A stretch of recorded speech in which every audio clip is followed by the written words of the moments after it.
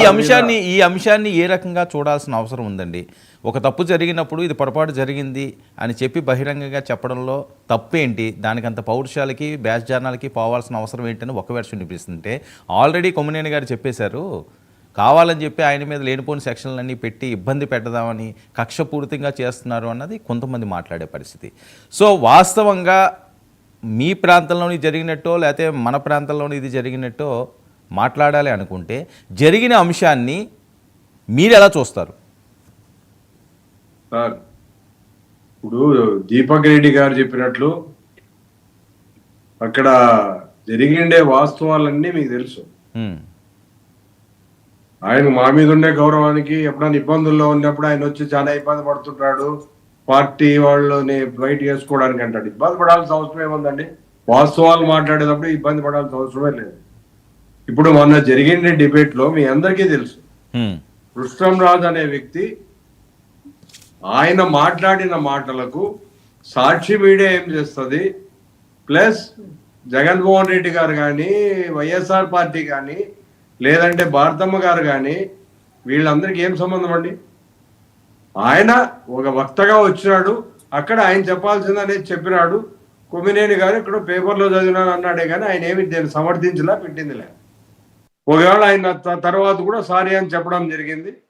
ఇక్కడ జగన్మోహన్ రెడ్డి గారు సారీ అని చెప్పాలా, భారతమ్మ గారు చెప్పాలా? ఇవన్నీ కేవలం రాజకీయంగా దీన్ని రంగు వేయడానికి ప్రయత్నాలు జరుగుతున్నాయి. నిజంగా వీళ్ళకి మహిళలంటే అంత గౌరవం ఉంటే ప్రస్తుత హోమ్ మినిస్టర్గా ఉన్న మేడం గారు ఈమెని విజయలక్ష్మి గారిని ఏమంటారు? విజయమ్మ విజయమ్మ విజయమ్మ అంటారు అని అంటే, మరి మనకు అమ్మ అయితే మన నాన్నకి ఏం కావాలని అడిగింది. భారతమ్మ గారు అంటే ఆమె మనకు అమ్మ అయితే మరి మన నాయన వాళ్ళకి ఏం కావాలో, మీ నాయన ఏం కావాలో అంటుంది. అంటే దాని అర్థం ఏమండి? మీరే చెప్పండి. స్త్రీల మీద వీళ్ళకి చాలా గౌరవం ఉంది, మేము కాదనము. వీళ్ళు చెప్పేది శ్రీరంగ నీతులు, చేసేవన్నీ ఎలాంటి కార్యక్రమాల్లో మనందరికీ చూస్తూనే ఉన్నాం. వీళ్ళు చెప్తున్నట్లు జగన్మోహన్ రెడ్డి గారు ఏమన్నా కృష్ణంరాజు గారి డిబేట్లో మాట్లాడమని చెప్పింటాడా? ఈ విషయాలు చెప్పమని వింటాడా? అక్కడ సమయ సందర్భాల్లో వాళ్ళు అనుకోకుండా ఆయన మాట్లాడిండొచ్చు, ఆయన మనసులో పెట్టుకునే మాట్లాడాడు. అది అక్కడున్న శ్రీనివాసరావు గారికి తెలీదు, సాక్షి మీడియాకు తెలీదు. జగన్మోహన్ రెడ్డి గారికి భారతమ్మ గారికి ఏం తెలుస్తుందండి? మరి ఒక హోమ్ మినిస్టర్ స్థాయి ఈరోజు ఉంది, ఆమె గతంలో మాట్లాడింది అదే. అయ్యన్న పాత్రుడు గారు ఏమన్నారండి? కొడక, బహిరంగంగా కొడక అంటే దాని అర్థం ఎక్కడ పోతుంది చెప్పండి?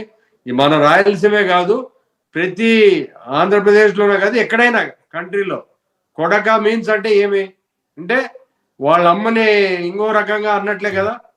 ఏ ఉద్దేశం పెట్టి వీళ్ళు మాట్లాడుతున్నారండి? ఈరోజు మహిళలంతా రోడ్డు వచ్చారంటారు.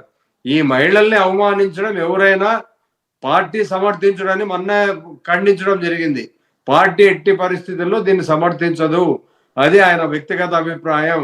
కాబట్టి పార్టీకి కానీ మాకు ఎలాంటి సంబంధం లేదు, సాక్షి మీడియాకు కూడా సంబంధం లేదు అని. ఇప్పుడు వీళ్ళు ఎమ్మడి ఉండేది ఎవరండి? వీళ్ళు చేస్తున్న కార్యక్రమాలన్నీ పచ్చ చొక్కాలు మీ దాంట్లోనే కనిపిస్తున్నారు చూడండి. తెలుగుదేశం పార్టీకి సంబంధించిన వాళ్ళు వీళ్ళందరినీ పెట్టి కంప్లైంట్ ఇవ్వండి అంటే, నాకు పదవి వస్తుందా నీకు పదవి వస్తుందా అని చెప్పి ఎవరు ఆరాటంతో పడిపోతున్న విషయాన్ని మనం గమనిస్తున్నాం. దీపక్ రెడ్డి గారు ఇంకోటి చెప్పారు, వీళ్ళు రెడ్ బుక్ తెరిస్తే ఇంకేం పరిస్థితి అని అంటే భయపడిస్తున్నట్లుంది. ఒక ఆయన గుండె నొప్పి వచ్చింది అంటాడు, ఒక ఆయన గోడ దూకి పరిగెత్తిపోయాడు అంటాడు, ఒక ఆయన ఆపరేషన్ అని హాస్పిటల్ చేరాడంటారు, ఇంకొక ఆయన కాళ్ళు చేతులు వణికినాయంటాడు.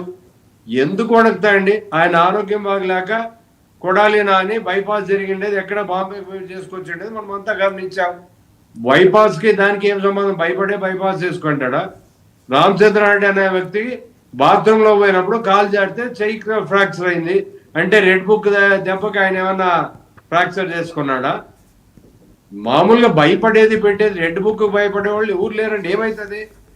మొదట్లో తెలుగుదేశం చేస్తున్న అరాచకాలకు, వాళ్ళు చేస్తున్న దౌర్జన్యాలకు కొద్ది రోజులు కార్యకర్తలు ఎందుకులేమనుకు ఊరుకున్నారు. ఇప్పుడు రోడ్లన మొన్న పిలిచిన వెన్నుపోటు కార్యక్రమానికి ఎంతమందికి వేలలో కలిసి వచ్చినారు ప్రతి ఏరియా దగ్గర. అంటే దాని అర్థమేమి? మీరు ఎన్ని కేసులు పెడతారు పెట్టండి, మేము భయపడము అని. ఏదైనా ఒక లిమిట్ ఉంటుంది.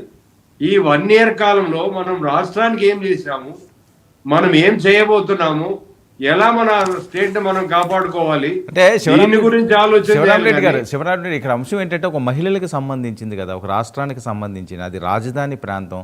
ఎవరు ఆ రకంగా మాట్లాడినా అది తప్పే. ఏ పార్టీ వాళ్ళు మాట్లాడినా, ఏ జర్నలిస్టులు మాట్లాడినా, నార్మల్ పర్సన్స్ మాట్లాడినా. ఇప్పుడు ఏంటంటే విజయం గారు లాంటి వాళ్ళు, షర్మిల గారు లాంటి వాళ్ళు, వీళ్ళందరూ కూడా స్పందిస్తున్నారు, ఇది కరెక్ట్ కాదు అని చెప్తున్నారు. భారతి గారు ఇక ఓ పొరపాటు జరిగింది, తప్పు. ఎక్సీఎంగా ఇప్పుడు సాక్షి అన్నది పోనీ పక్కన పెట్టండి, ఎక్సీఎం గారు భార్య కింద ఆ ప్రాంతంలో నివసిస్తున్న ఆవిడ దీని మీద ఖండిస్తే తప్పేంటి అన్నది కొంతమంది మాట్లాడే పరిస్థితి. ఇప్పుడు ఆమె ఏ ఒక్క రోజు తన భర్తకి ఏమైనా జరిగి అన్ని ప్రెషర్లు పెట్టినా ఏ ఒక్క రోజు ఆమె బయటకు వచ్చి మాట్లాడింది లేదు. మీకు ఇది తెలుసు. ఏ ఒక్క రోజైనా ఆమె బయట వచ్చి మాట్లాడిందండి? షర్మిల గారు కాంగ్రెస్ పార్టీ ప్రెసిడెంట్ గా ఆమె మాట్లాడతారు. విజయమ్మ గారు గతంలో గౌరవ అధ్యక్షురాలుగా స్టేట్ అంతా తిరిగింది, ఆమె మాట్లాడచ్చు. ఈమె మొదటి నుంచి బయటకు వచ్చి మాట్లాడిన భర్తను అరెస్ట్ చేసినప్పుడు కానీ, లోపలేసినప్పుడు కానీ ఏ ఒక్క రోజైనా మాట్లాడిందా? కాబట్టి మనం ఆమెకు ఉద్దేశపూర్వకంగా దీన్ని ఖండించకూడదు, ఇది ఇంకో రకంగా మాట్లాడకూడదు అని ఒక స్త్రీగా ఆమెకు కూడా ఆ బాధ ఉంటది. ఇంకా ఆమె ఉండేది అదే దగ్గర ప్రాంతంలోనే కదా. మేమైనా మా పార్టీ కూడా ఖండించింది, ఇది మంచిది కాదు, ఆయన ఇలా మాట్లాడిండకూడదు అని చెప్పి స్పష్టంగా చెప్పడం జరిగింది. అది కృష్ణంరాజు గారి వ్యక్తిగతము, పార్టీ అభిప్రాయం కానే కాదని చెప్పి స్పష్టంగా చెప్పారు. అయినా కేవలం వీళ్ళు పొలిటికల్ మైలేజ్ కోసము నిజంగా మహిళల మీద ఇంత గౌరవం అంటే, బాలకృష్ణ గారు పబ్లిక్ గా ఒక సినీ ఫంక్షన్లో ఏం చెప్పాడండి? ఆడపిల్ల వస్తే ముద్దైనా పెట్టాలి, కడుపన్నా చేయాలని. దానికంటే దరిద్రమా ఇది? మీరే ఆలోచన చేయండి. వాళ్ళ నాయకుడు కదా, వాళ్ళ ఎమ్మెల్యేగా ఉన్నాడు, వాళ్ళ పార్టీ పెట్టిన నాయకుని కుమారుడు, ఆయన మాట్లాడింది మీరు కూడా వినింటారు, దీపక్ గారు కూడా వినింటారు. ఓకే, అక్కడున్న పెద్దలు ఎవరు వినలేదు.